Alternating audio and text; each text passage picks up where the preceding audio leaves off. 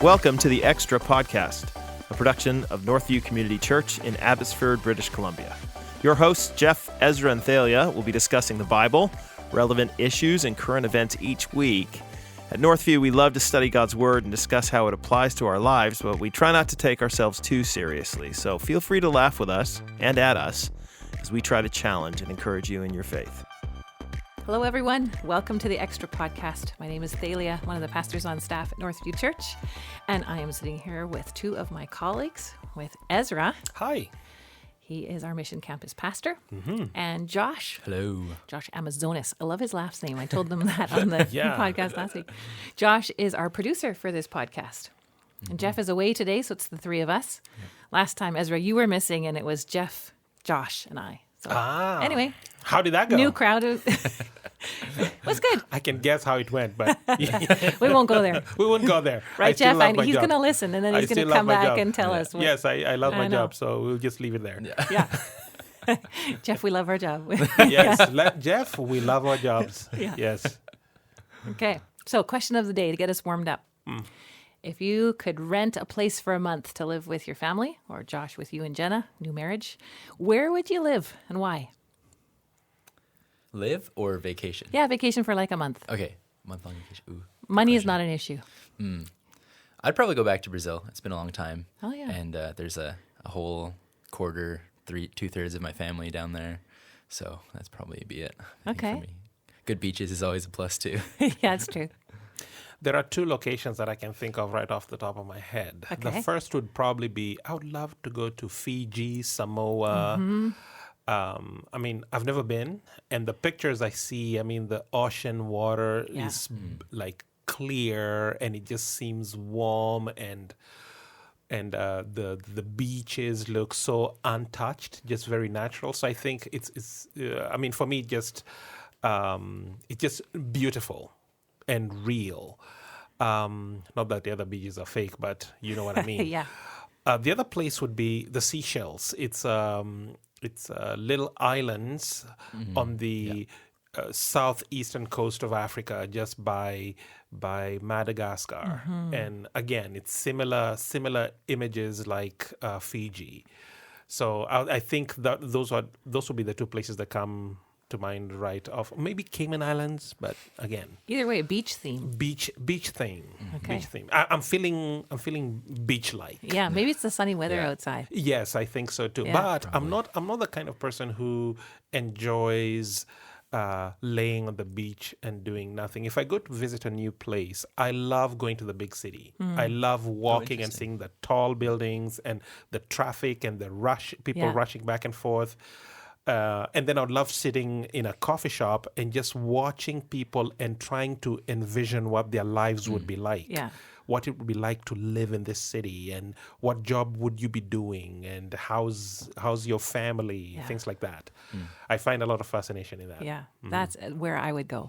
So if I had a month, Mark and I and our kids, I would go rent an apartment in London, England, right on the river there, and I would tour the city, Oh. walking around. I love London. Oh, you've been? Yes. Oh, and I yes. love the city. I love the architecture, love the Yeah. people, love the accent, love the food, love everything. So if you love London, you might want to just travel up north Okay. and go to Edinburgh. Oh, been there. That is Oh, fantastic. yes. Yes. Edinburgh is And beautiful. York, we were there too. That Yes, was York. fantastic. Yes. Yeah, all those cities. Jenna's going crazy right now if she's listening because she loves Scotland. Oh. And she's probably like, why didn't you say Scotland? Yes. Yeah, say Scotland. Say I Scotland. also want to go see Ireland. I've never been to Ireland, and I could explore very many more places in Europe. Yeah, and all the places you mentioned, Ezra, that would be good. Right. But I'm not such a beach person because, like, you can see with my, well, you guys can't see, my skin is kind of pale. I kind of burn kind of quickly, so Yes. not really my friend. Yeah, for a the bit. sunshine is Yeah, not your not really. laying on the beach. not No, you. no, that doesn't work very well. So if you were to holiday, what would be your perfect holiday? Obviously city. now you're not a beach girl, so No. it would be city. a city. New York Cafes is and- awesome. Been there. Yeah. I didn't like New York. No? I did not like New Oh, York at okay. all. Jeff and I, maybe it was the company I was with. It No, was no, Jeff. no. We love Jeff. Oh, we yeah, love our Jeff. jobs. We yeah. love our jobs. Yeah, yeah. Right. Don't go right, there. Okay. Right. Not going there. Sorry, Jeff. Sorry. Yeah, we love our jobs. Okay, so let's keep moving. The topic of the day today is behind the scenes with Ezra. And we have a chance now, Josh and I, to ask him some great questions about his growing up, his family life now, and a few hot topics that we've pre-approved with him so that he's not totally surprised. So first of all, Ezra, let's get to know you a little bit. When you have some free time, what do you love to do? Free time. So some people may know this, some may not. I am a carpenter. I used to build things I didn't know out that. of wood. Yes. Kind of like I used Jesus. to, yes. So last summer, I spent a lot of my vacation building stuff in my garage, Like my what? little single garage. So my son has a smaller room in our house, and so he wanted a desk there where he could put some of his stuff and he can do homework, because many times he'd come home and he'd put all his books on the dining table, and then when it's dinner time, you're moving all the books to the couches and all that stuff. And his room didn't have much space to have a desk. And so I decided to build a bunk desk, a bunk with a desk underneath. Oh, yeah, like a loft bed. Yes, a loft bed. And so I designed this thing. I thought about it, drew the design, and then built this sturdy bunk bed. I did the same thing for my girls as well. Just built this intricate thing that I put together like a jigsaw puzzle. It was a lot of fun. It took me about 2 weeks straight. Yeah. Like hard work. Yeah. And for me, I found that to be very therapeutic, because it's something that I don't do every day. Yeah. So it was just refreshing to wake up and then to do renos of the house, painting and building and things like that. So That's so neat. Yeah, so when I have some time and I have some money to buy the materials, Yeah. oh yeah, carpentry, yes, please and thank you. What's Wow. your favorite project that you've done so far? Oh, in Africa, I did all sorts of projects. Like I built kitchens, I built cabinets, wardrobes, beds, chairs. I did a whole bunch of things. So I don't know if I think, yes, I used to build too, like small little boats, like Okay. steam boats, Amazing. as a trophy. Like to actually put in the water and play with, or just to have on a shelf? You could put it in the water and play with. You Okay. can put it on a shelf. So building those things, but I don't quite have the really fine carpentry tools right Okay. now Right. to actually build something like that. And if I did, I would love to do something Sweet. like that. So, yeah. so where did that come from? The carpentry fascination. I was working for a mission agency in Africa, and I worked under a German guy. And at this mission organization, we rarely.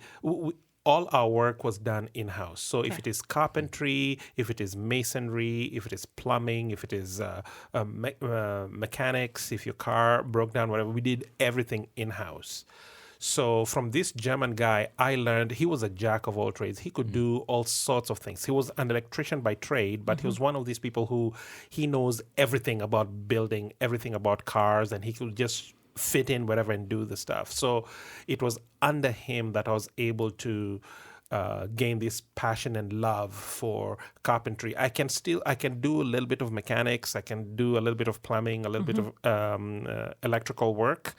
And I can do enough, but not like a certified electrician for sure. Yeah. But if I walked into a construction zone, I can hold my own pretty good. That's neat. Yeah, so that's something that a lot of people don't know. No, I didn't even know that. That's Oh, you cool. didn't know that? No, There you I didn't go. know. There you go. Yeah, new things. What are you listening to in your car?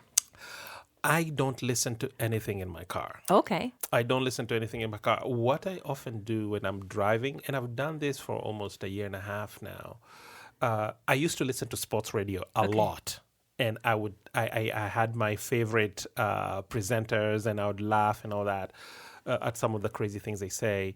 But nowadays, I spend a lot of my praying time is in my drive. Yeah. So when I'm driving from between campuses, Abbotsford, Mission, I spend a lot of my time praying, and rarely do I listen. Now, last week I had a little bit of an engagement in Vancouver and Burnaby, actually. And so as I drove from Abbotsford to Burnaby, I was listening to the Bible. Oh, yeah. So I just listened to the scriptures, Yeah. and I would listen to it whichever pace I want. I just hook up my phone in my car and I listen to the scriptures being read to me, and I think about certain passages, pause here and just digest and keep going. Yeah. So that's what I do. Yeah, I don't listen to music in my vehicle or sports radio anymore. Not too many podcasts.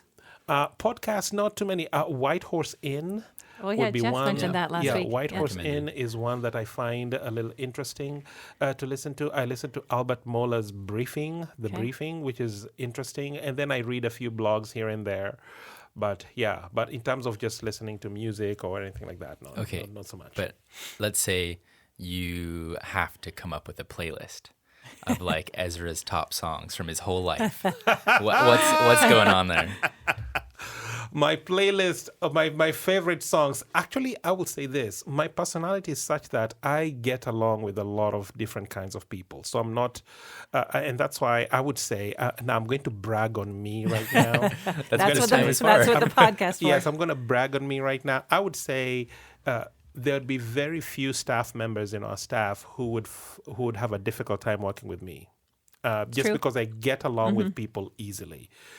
Now, because of my personality type, I am not stuck on one thing.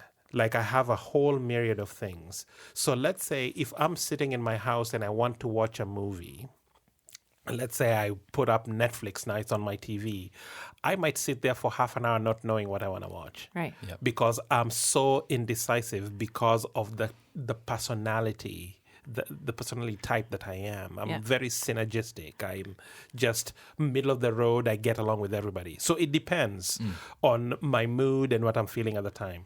For the most part, one of the things I enjoy doing at home is cooking. So when I finish my day here, I'd go home, I'd probably stop at the store, buy a few ingredients, and then I'd make dinner for my family. I love doing that. And sometimes I do that 2 weeks straight. Right. And it's not it's a joy for me. But while I'm cooking, I'd be listening to instrumental music. So it might be piano today, it might be guitar tomorrow, it might be jazz. Ooh. So I have a little Google Home just in my kitchen. So I just say, hey, Google Home, play me soft music. And then whatever comes is great. So I'm listening to it. Sometimes I want to listen to some Christian rap by Lecrae. Hardcore metal. Or no hardcore metal here. Screamo? No Country? screaming. No country. I don't know. So in terms of musical tastes, to come back to your question, Josh, musical tastes, I wouldn't say that there is a specific artist who I gravitate to. I will say there's this guy who sang, what is his name? Montel Jordan. Okay. So there's a guy called Montel Jordan. He sang this song, This Is How We Do It. This is how we do it. That song? Yeah. So I used to listen to that kind of music as a young man. And of course, a lot of that kind of music has a lot of trashy lyrics and things like that. But Jeff and I and a few other, Steve Weens was there, Daryl Kropp, our moderator, was there as well. So we traveled to Saddleback Church in California, Rick Warren's church. Yeah. And guess who was leading worship? No. Yes. What? Montel Jordan. So I saw him, I recognized him, and I just sat down. And you were starstruck. Oh my. Amazing. He's leading worship. What? I know the songs he sang. Yeah. I saw his videos. What nasty. Yeah. And now he's leading worship at Saddleback. And Jeff and Daryl and Steve, they all look at me, what's your problem? Then I sang the song for them, like, this is how. And they're like, I said, that's the guy who sang the song. Oh man, it was a good howl. We had a good time. Amazing. Yes. So tell us about your early years growing up. Growing up, so I grew up, of course, in Kenya, grew up in the capital city, and from kindergarten all the way to graduating high school, I used to cross town. So it's almost like you go to school in North Vancouver and you live in Burnaby. Or live in Surrey, but go to school in North Van, something like that. My growing up. So I crossed town every day. Sometimes I'll take the public transportation, or the school we went to was a private school, a private Muslim school, and they had a school bus. Okay. That my parents sometimes would be able to afford to pay for it, and sometimes they were not able to afford it. Why a Muslim school? That's a good question. it would be my situation was such that, think of this. We have MEI here, and you have some Sikh or Hindu families that take their kids to MEI, the Christian school. Yes. Why would this Sikh family take the child to MEI? Because of the level of education they will get. Okay. So it's not because the family feels drawn to the Christian faith per se. It is the educational piece that they're looking for. Even though they know that school is a Christian school. So flip that in Africa with my parents. I went to a school called Aga Khan Primary School. And it was a school private school, excellent, top-notch education. But it was a Muslim school. It was the Ismaili Muslims who ran the school. The Aga Khan is an Ismaili Muslim leader.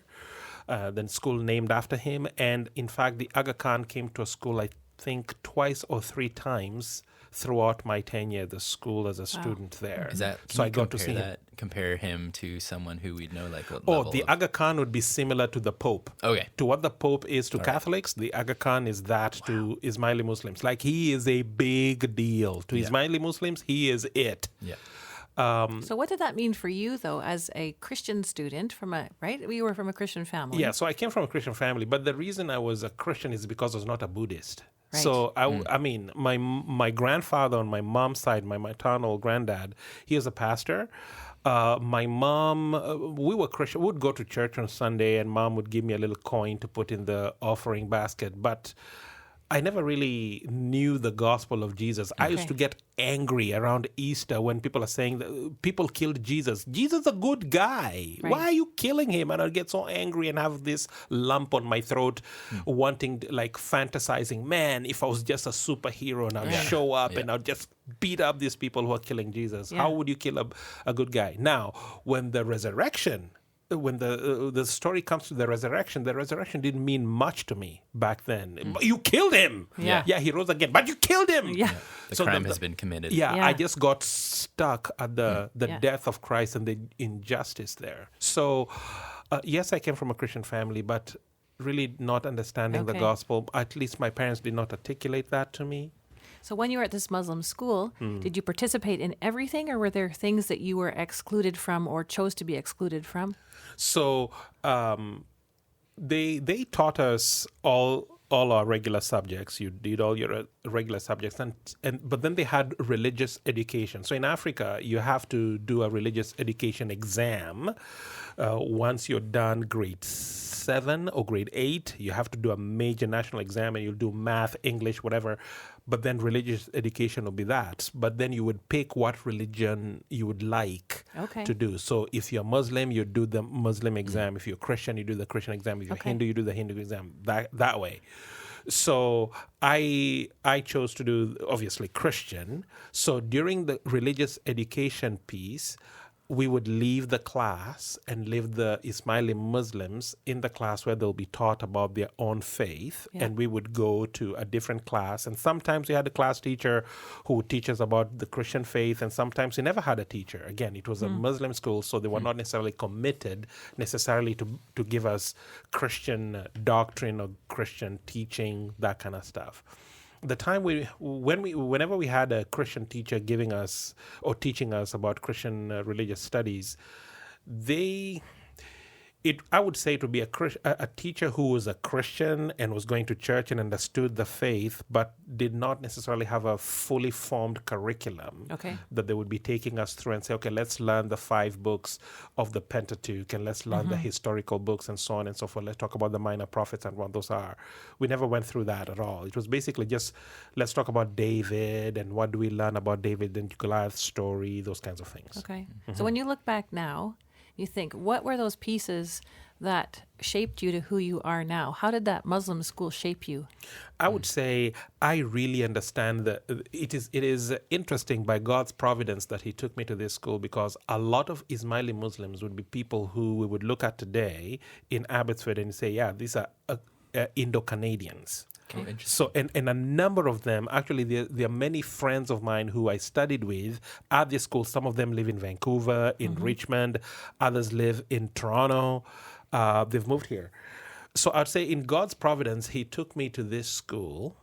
And then in his providence, he knew that one day I'll be living in Abbotsford in Canada, where there's a massive Indo-Canadian population here. So I understand Indo-Canadians really, really, really well. Why? Because I studied with them 12 years. Right. Yeah.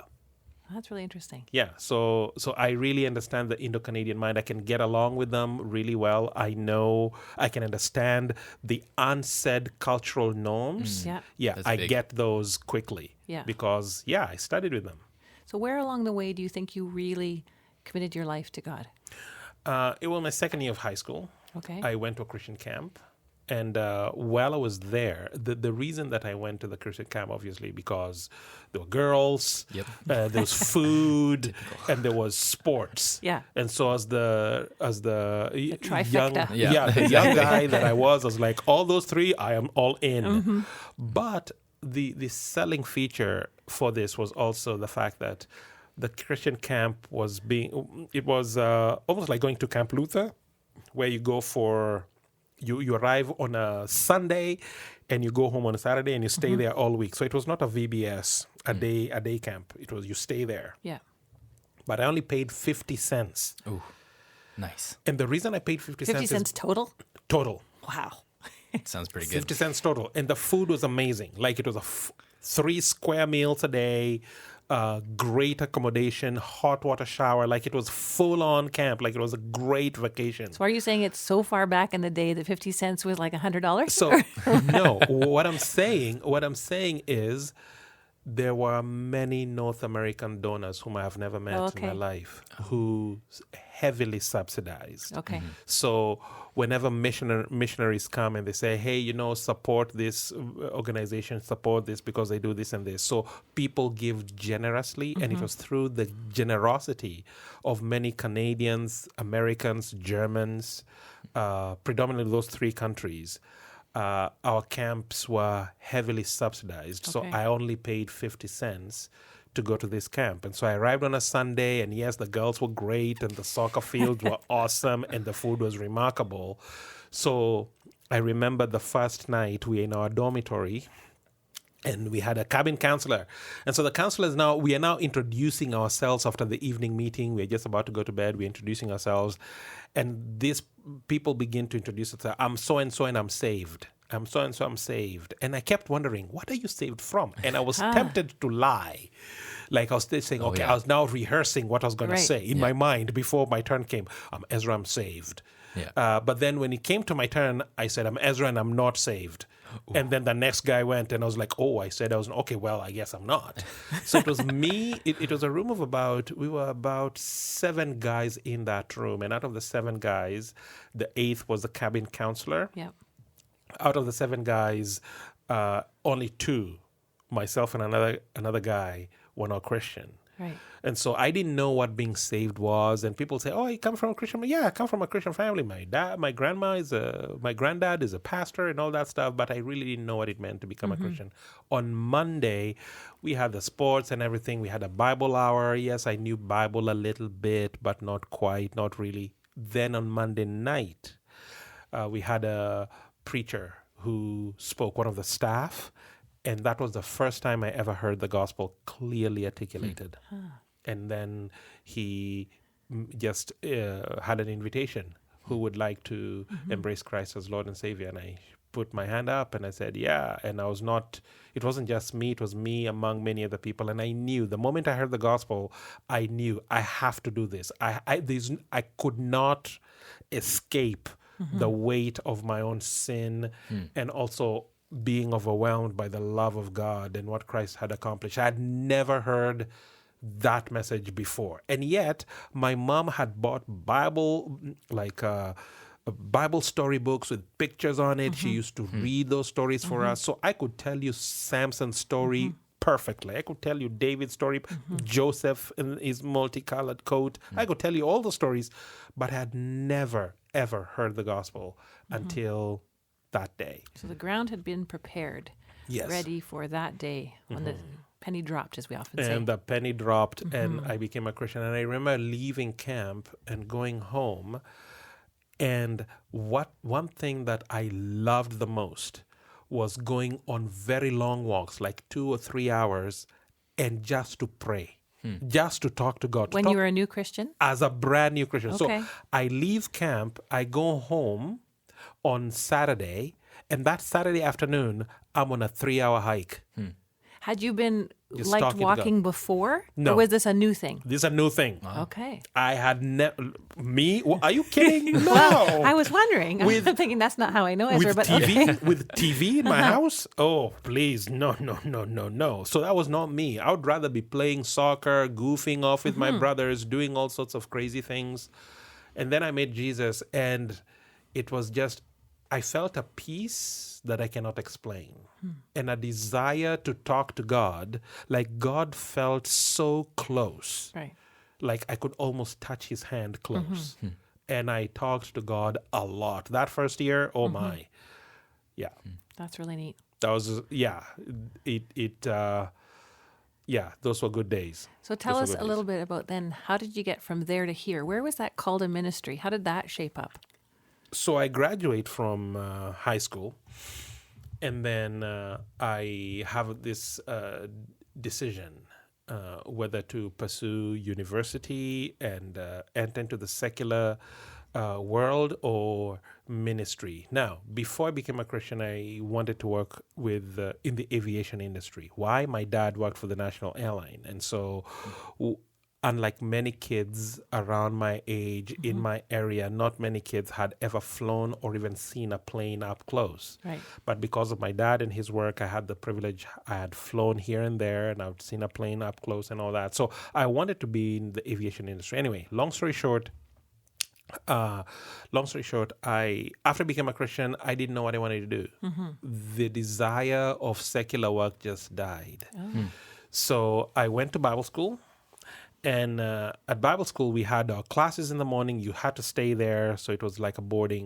You stay there. And then you had a work detail in the afternoon. So some students work in the kitchen, dish pit, cooking. Others would do yard work and mow the lawns and things like that. So I was raking leaves one afternoon. And I was raking them. And I was now in my fantasy. And my fantasy was I could see myself as this phenomenal Bible teacher and just wowing people with my knowledge, and everybody's just thinking, Ezra is awesome. I was in my fantasy, right? Sometimes it's kind of a reality around here, right? Yes, I Ezzie, was- way to go. Yeah, the fantasy. Which is literally, that was actually what I was thinking about. And I was all alone by a volleyball pitch, raking leaves, and someone called me, Ezra. And I looked back, and I couldn't see anybody. So I go back to this fantasy, and then someone calls me again, Ezra. And I look back, and I don't see anybody. But now I'm thinking one of my friends is playing a game. So I look around, I look thoroughly, but I was certain that I was alone. And then I remembered Samuel and how Samuel was called by God. And so I kind of paused and I said, yes, Lord. And it just sounded weird. Yes, Lord. And then that voice that had called on me said, I want you to do this. It was as clear as you're hearing my voice now. I want you to do this. And I know what this meant. This meant I want you to teach my word. Wow. And that's how it was, I would say it's that call that keeps me in ministry. Ministry is not easy. No. Ministry has its many challenges, and there are many days when I would say, you know what, I'd rather be a painter, a framer. I'd rather go build beds than do what I do. But what keeps me in ministry is that call was so clear. I can't see myself doing anything else. That's neat. So let's talk a little bit about Tamara. You are from two different backgrounds. Yes, Tell us we a little bit are. about that and how that impacts the two of you. Yeah, so Tamara and I met in Africa. She had come to do some work, some mission work in Africa, and we met there. And then she's one of the reason why I'm in Canada is because of her. Like anybody, Canada is not a country that is known worldwide. Okay. People, it's almost like how many listeners right now know whether Switzerland has provinces or states, whether they have a president or a prime minister or a king or queen.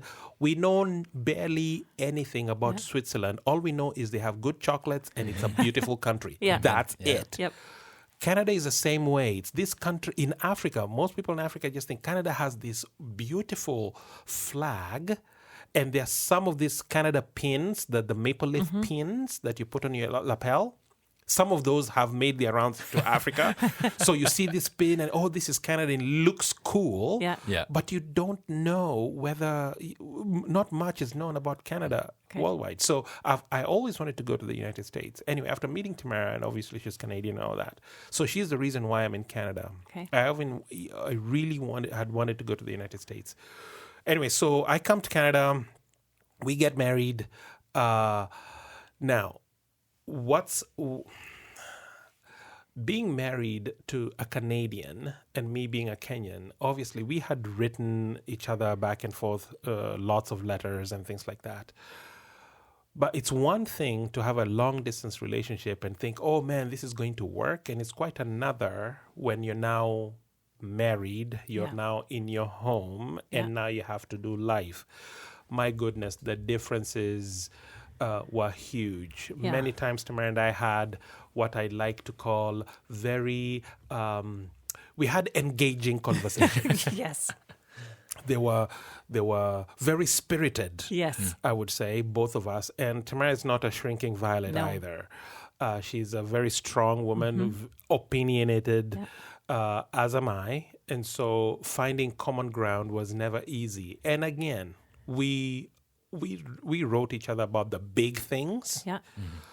But then it's not the big things that make a marriage work. It's the little day-to-day, the hour-to-hour details. Yeah. It is the assumptions that we all have when we walk into a marriage. So, for example, as an African, I never saw my dad tell my mom, I love you, ever. Ever. But obviously, in North America, I love you should be very much a part of your day-to-day language, particularly between two married people. This was strange for me. Or even when we got kids, my dad has never looked me in the eye and ever told me, I love you, son, ever. So for me, saying that to my child in front of my wife for the very first time was the most awkward and weird thing because it had never been modeled to me. I didn't know what that would look like. But you knew it was an expectation. It was an expectation here. Yeah. Or one thing that I find absolutely weird that Tamara and I will probably have to cross that bridge once our kids get of age and now they are graduating high school. Yeah. You Canadians have this thing, or you Westerners have this thing where you would charge your kids rent. How in the world would you do this to your own child? Are you crazy? You should talk to my parents like 6 or 7 years ago. Like, this is ridiculous. But Tamara is like, no, it teaches them responsibilities. Oh, I can teach them responsibilities in a different way. I am not charging my kids rent. Sorry. And so we are having a spirited conversation, as you can tell, about this specific issue. So there are differences like these. Another one would be, so in Africa, it was basically understood that it is an unsaid norm. The wife, the home is yours. You will take care of the home. You will make the meals. That's just how it is. Well, I was going to school. I was going to college here, and Tamara was working. So in many cases, I'd be home before her. Right. So in her mind, based from her home, her dad got home early. If whoever got home early would start dinner. So if dad got home early, he would start dinner. If mom got home early, she'd start dinner. So for the first few weeks, I would get home early and I'll just sit there, do my homework or watch TV or just hang out. And she would come and she's tired and she was on sales, doing some sales, working in the mall. And she'd be really upset. I'm like, why? The kitchen is yours. And then, oh my, that was fun. That made for some lovely conversations that evening. Yeah. I learned the meaning of the term doghouse. Right. Oh, man. And, of course, there is also some language issues or expressions. So, for instance, in Africa, when I'm having a debate with a peer or friends, and if your argument is not solid, Yeah. if it's not good, Yeah. for me to tell you, shut up, Thaleia. By that I mean, come on, you can do better Right. than that. Okay. So Tamara and I are having one spirited conversation. Uh-oh. I can feel it coming. And I know it's going so to we're happen. having this spirited conversation. And I say, come on, Tamara, shut up. Ooh. Like, strongly, like, Yeah. again. Because but- we think that as Yeah. shut down, don't speak anymore. Your Yeah. opinion does not Yeah. count. Right. So I shut up, Tamara. And I'm not looking into her eyes. I'm basically, and then I keep talking, and she's quiet. And then I look at her, and then she's kind of like a deer in headlights, looking at me. And I'm thinking, oh, I'm winning this fight now. Like, this is awesome. Like, my points, the pennies are dropping now. Like, I have her where I want her. Oh dear. Little did I learn that shut up Does not mean the same is thing. not the same thing. So it was double doghouse. So we have quite a few couples at Northview that are from different cultural backgrounds. What kinds of things would you say to them? I would say, I think communication. Communication is the make or break. So communicate very clearly, practicing active listening and being assertive. Right. So active listening meaning you're listening not to judge, but you're listening to understand. Yeah. That is huge. That is so huge. Second, you being willing to say you're sorry. Even if the other now, in any dispute, there's always a shared responsibility. Yeah. In some, one has more responsibility than the other, but there is some shared responsibility there. But you being willing to say, I'm sorry, even though in your perspective, you may not be the one who has the lion's share of responsibility for that impasse or situation. Being willing to humble yourself and to say you're sorry, then to continue communicating with one another, and being willing to laugh at your differences. Yeah. That I think would further your marriage. And then I would say the biggest thing for at least for Tamara and I was I used to pray a lot because I hated the fact that we were not in agreement on so many issues. I thought we would agree, but the cultural differences became so massive. Yeah. So I began to pray a lot, praying for her that God would soften her and make her the perfect wife for me. And I prayed for me That's good. that God would soften me and make me the kind of husband that Tamara deserves as well. So Yeah. it was a both and, like, Lord, help both of us. And unbeknownst to me, she was also hating the fact that we used to just have these spirited arguments a lot as well. And this is our first years of marriage. Again, all around cultural issues. And she was praying the same thing, that the Lord would soften her and help her understand me for me, and not to seek to understand to judge, but to seek to understand to see my perspective and why I believe or hold to certain things. And I would say it was through prayer that God really turned things, and where we are now able to understand where the other comes from. I would say, living in Canada, I guess I made my own internal, and I don't even know if Tamara knows this, but I would say I made a choice to say, hey, if I'm going to live in Canada and I married a Canadian woman, then I'd better try as much as possible to adapt to Canadian culture. It is easier for me to become to adapt and become more like a Canadian husband than it would be for her to try and be a Kenyan Yeah. wife, an African True. wife, In Canada. in Canada. Yeah. Like if we're in Africa, makes sense. if we're in Africa, it's different.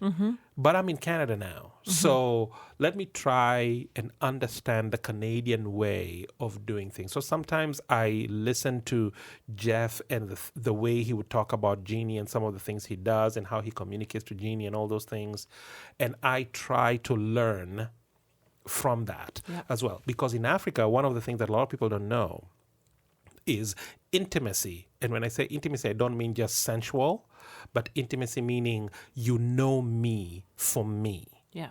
Intimacy is shared between two men or two women. Okay. So if Not Jeff, in marriage. Not in marriage. So Jeff and Jeannie, if we were in Africa, so Tamara and I, Jeff and Jeannie, we are in Africa, and let's say we are all Africans, Yeah. I would know what's going on in Jeff's deepest heart and his struggle. Jeannie will have no idea. Oh, interesting. And Jeannie and Tamara would be sharing with each other their deepest concerns or hopes and dreams. And us, their husbands, we would have no idea. Okay. And the moment the wife attempts to speak to the husband would say, but don't you have your friends or your family whom you can talk to about those things? Okay. Yes. So me learning that actually intimacy in North American context, I need to be open with her and to share with her what my frustrations are, what my fears are, my hopes, is a big thing. And that was a huge, it was a huge learning curve. Why? Because all that was modeled to me is intimacy is between two men. Right. Or two women. So you wouldn't have seen it between your parents I then? never saw it. Okay. Never heard my dad tell my mom, I love you, ever. Or my dad sitting down and telling my mom his deepest concerns, never. Right. But I heard my dad tell his cousin or his buddy, I heard him say those things, but never to mom, ever. Right. So if we add that in now to church culture, you're now a Kenyan, black guy in a predominantly white church. Yes. What are the challenges with that? Well, I think cultural. Obviously, I always have to learn. So I will keep asking Jeff, I keep asking any Canadian who's around me, what does this mean? Or if someone does this, what does this mean? Or what is this? When I see something, I ask first, am I reading the scenario correctly or not?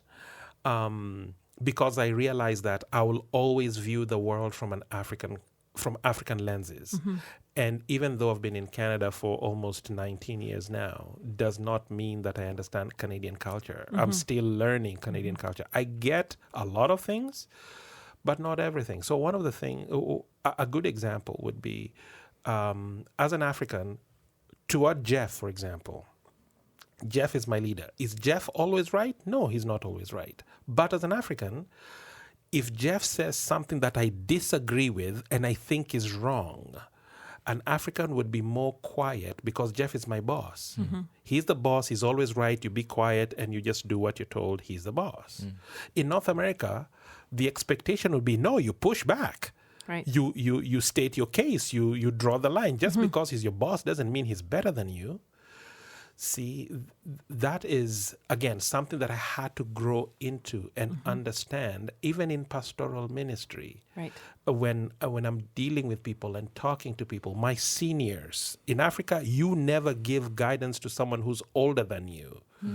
But then you come to North America and now you're a pastor and someone who's older than you comes with a specific need and where you see, you know what, the scripture is actually calling me, the pastor, now to share a gentle rebuke. To him for specific things. How do I do that?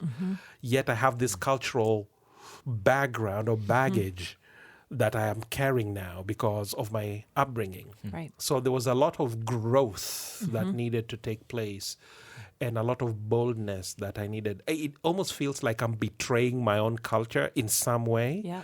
But at the same time, I love it because I'm able to see North American culture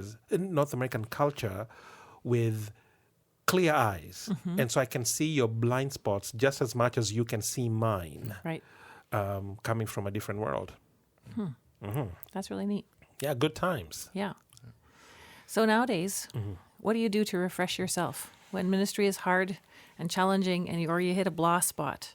What do you do? So I love to drive up to Williams Lake. I have friends of mine who have, they used to live just in Abbotsford, and then they just felt drawn to the Caribou. So they bought property there. They have horses and dirt bikes and guns and big property. And my kids are into all that stuff. So we would pack our van and we'll drive up to Williams Lake. And when we are there, I would go and walk the bushes with a gun with this guy and try to see if there's something we can shoot here, So that inspired me to go and get a hunting license and things like that, just because I found it very refreshing to be in nature. It's almost like being in Africa, but in Canada, where it's so remote and so rustic and just outdoorsy. Yeah. I find that to be very, very, very therapeutic. Wouldn't have the demands on your time. Wouldn't have the people Cell requirements. phone, I just leave my phone in my car while we are there. Yeah. They live in such a secluded area where I can leave my car unlocked all night and not even worry that someone will come and open the car, whatever. You want to be a little careful when you walk outside in the night because a bear could be right there. Right. You're not seeing it because it's so dark. Yeah. I find that to be very relaxing. Sometimes Tamara and I look at it and say, we should buy property up here. But I'm like, bear country. No. That's what you get the guns for. Huh? That's what you get the guns for. Yeah, that's right. That's why it's good to have friends up there. Yes. Yeah. Yes. It's you visit and then you enjoy it and then you come back. because you're not close to retirement age. So you got a bit of a time for that. Yeah. Yeah, so that's basically some of the things that I like doing, going up there and just visiting with our dear friends and loving on them and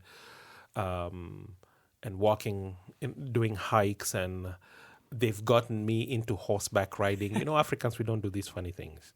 So horseback riding and all these things, it's a lot of fun. That would be a lot of fun. Of fun. Oh yeah, tons of fun. My kids love it.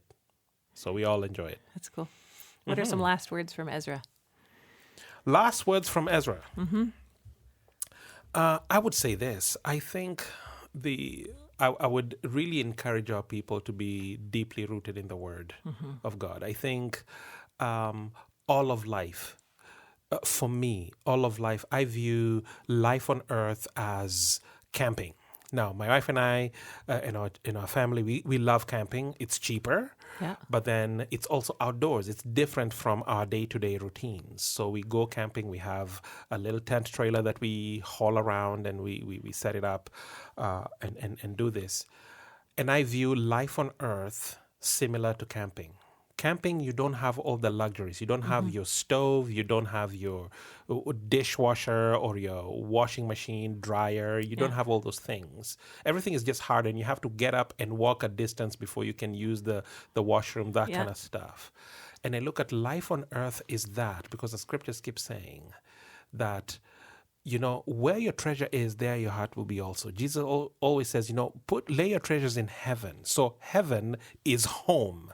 That's where the stove is, and the microwave and the dishwasher. That's where it's supposed to be. And the earth is, we're just sojourning through. And so I would say, let's be biblically grounded and then put our priorities where they ought to be and realize we are here for a season, for as long as the Lord will have us. And then there'll be a day when our day will be done, our sun will set, and the Lord will call us home.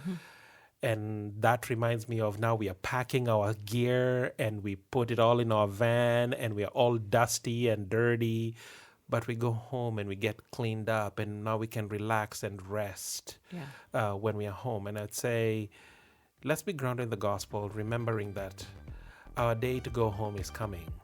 Do not build your big houses here. Lay your treasures in heaven. That's a good word, Ezra. Thanks for joining us today. We'll see you guys next week.